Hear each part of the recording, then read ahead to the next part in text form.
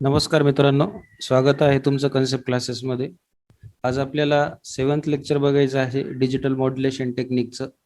तर याआधी आपण जे 6 लेक्चर बघितलं होतं त्यामध्ये आपण MRA, PSK आणि FSK ह्या दोन्ही टेक्निक बघितल्या होत्या. आजच्या लेक्चरमध्ये आपल्याला बघायचं आहे QASK, that is quadrature amplitude shifting, त्यालाच आपण QAM सुद्धा म्हणू शकतो.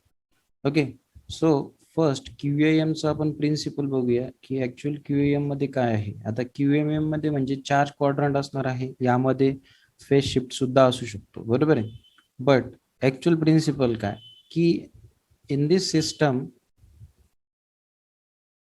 The direct modulation of carrier in a quadrature, म्हणजे याच्यामध्ये डायरेक्ट मॉड्युलेशन हे कशावर होते, कॅरियर ऑफ क्वाड्रेचरवर. Right, quadrature is nothing but a 4 quadrant तुमचे आपण म्हणतो.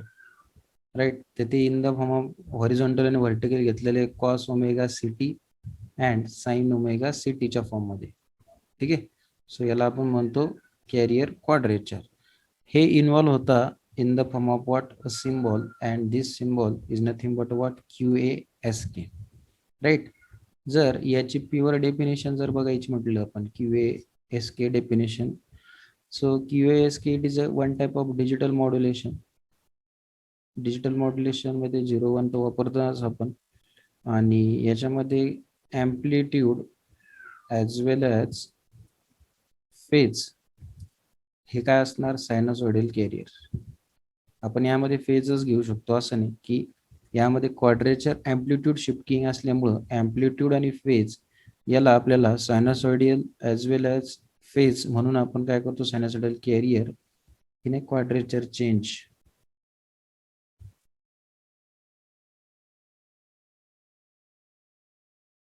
chain with a group of m input.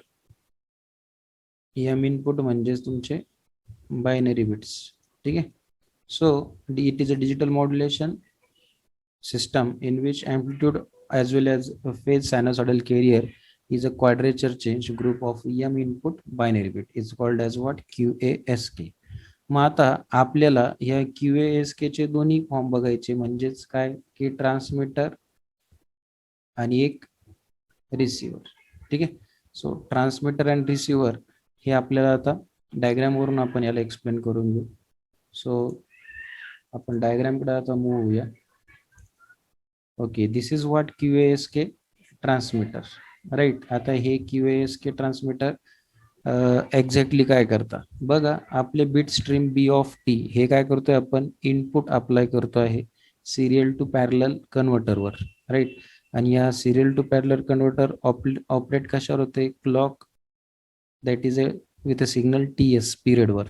ठीक आहे, हे B(T) हे जे आहे स्टोअर करतं stored by the converter, and then it is counted into what, serial and parallel form of 4-bit symbol. 4-bit symbol हे B of K plus 1, B of K plus 2 and B of K plus 3. Right, ह्या form मध्ये 4 symbol मध्ये याला parallel generate करतं.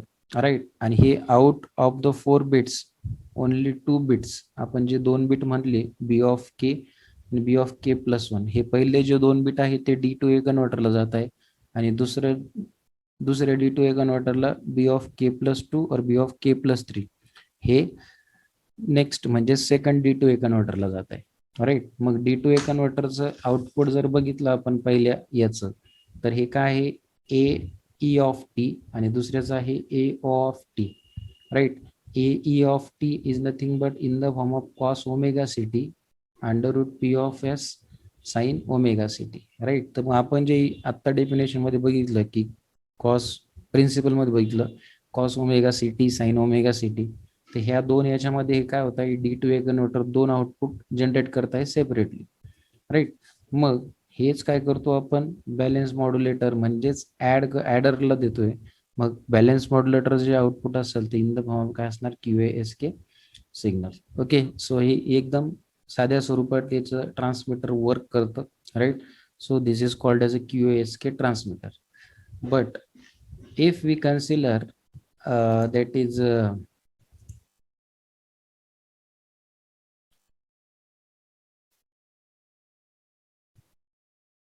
QASK receiver. So it is a one type of what complicated diagram as you see over here.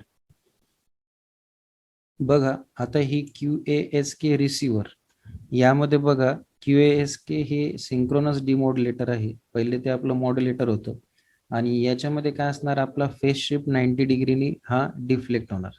बरोबर. याच्यामध्ये carrier बघा आपण QASK हे signal QASK of T that is a cos omega C T AE of T आणि AO of T हे दोन्ही काय करतं, यामध्ये कंबाईन फॉर्म मध्ये असतं, कारण ऍडर थ्रू आपण ऍड केलेले होते.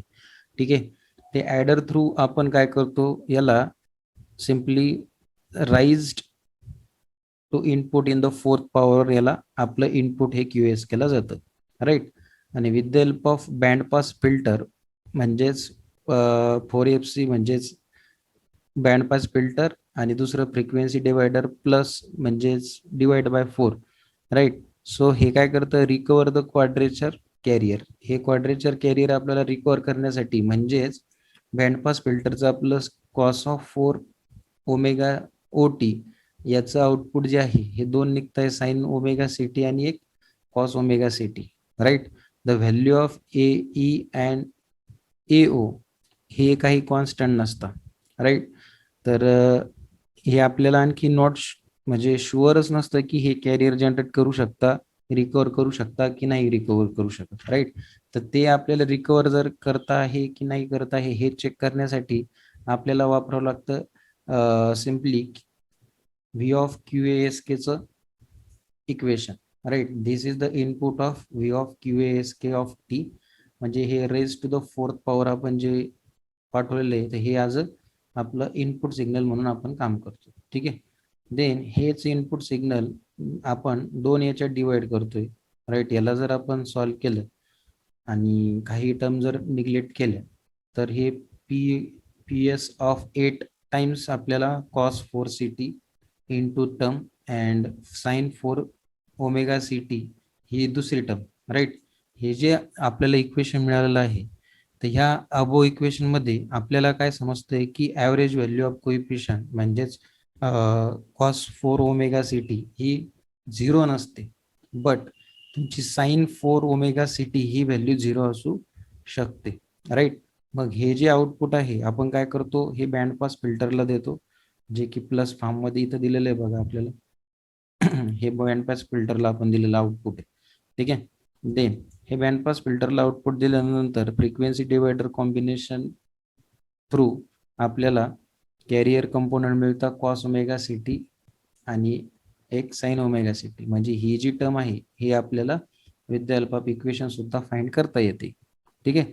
मग हे जे आउटपुट आहे हे आपण आता ऍज अ इनपुट म्हणून बॅलन्स मॉड्युलेटरला प्रोव्हाइड करणार. आणि बॅलन्स मॉड्युलेटर म्हणजेच मल्टिप्लायर आपण त्याला म्हणतोय. हे काय करतं, टू इंटिग्रेटर आपण रिकवर करतं AC of T, AO of T आणि AE ऑफ टी, ह्या दोन फॉर्म मध्ये काय करतं हे इंटिग्रेट करतं. आणि ओरिजिनल बिट जे आहे A to D कन्व्हर्टर म्हणजे जे आपण पहिले पाठवले ते पॅरलल मध्ये सिरियल टू पॅरललचे जे आउटपुट होतं, त्या प्रकारे पुन्हा पॅरलल टू सिरियल आपल्याला काय मिळतं, आउटपुट मिळतं. ते in the form of B of T, म्हणजे ओरिजिनल फॉर्म ऑफ सिग्नल आपल्याला याच्यामध्ये काय होत आहे, मिळत आहे. ठीक आहे. त्यानंतर पॉइंट बघा, बँडविड्थ ऑफ QASK सिस्टम. आता बँडविड्थ ऑफ QASK सिस्टम ही सिमिलर आहे कोणासोबत, EMI PSK सोबत. याच्यामध्ये हा आपला मेन लोब आहे, मॅक्सिमम फ्रिक्वेन्सी आपण म्हणतो. मॅक्सिमम बँडविड्थ किती आहे याची 2 ऑफ FC.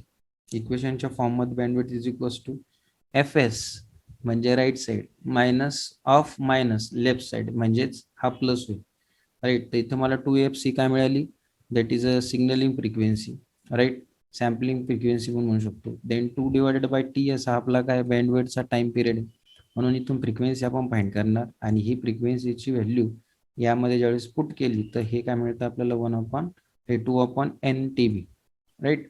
सो ह्या प्रकारे आपली बँडविड्थ ही 2FB/N मिळते आणि ही सिमिलर कोणासोबत, EMI PSK सोबत. ओके. सो काही नंतरला कंपॅरिझन दिले QASK आणि QPSK चे. राईट. सो चॅप्टर हा या प्रकारे इथं पूर्णपणे कंप्लीट होतो. तर चॅप्टरमध्ये जसं तुम्हाला मी आधी सांगितल्याप्रमाणे ह्या चॅप्टरमध्ये महत्त्वाचं काय तुम्हाला की MRAच फक्त डोक्याला एक हेडॅक देणार. Okay, so MRA, PSK, FSK and QASK हा जो लास्ट पॉइंट राहिला आहे हाच थोडासा काय लेंदी आहे. अदरवाईज बाकीचे जे कंटेंट आहे हे इझी आहे आणि चॅप्टर हा प्रिपेअर करण्यासाठी पण सुद्धा सोपा आहे. ओके, सो या चॅप्टर नंतर आता जो नेक्स्ट चॅप्टर आहे तर तो सुद्धा सेकंड लास्ट चॅप्टर म्हणू आपण त्याला. हा पण इझी आहे. ठीक आहे, सो याला स्किप करू नका कुठलेच पॉईंट, कारण एक्झामला येण्याचा दृष्टिकोन याचा जास्त आहे. तुम्ही जर बघितले तर प्रिव्हियस क्वेश्चन पेपरमध्ये याला बऱ्याच वेळेस हे प्रत्येक क्वेश्चन विचारलेले. ठीक आहे, सो याचे सगळे कंटेंट प्रिपेअर करा. सो आपण थांबूया आणि नेक्स्ट लेक्चरमध्ये आपण याचा 5th चॅप्टर स्टार्ट करूया. ठीक आहे, सो थँक्यू.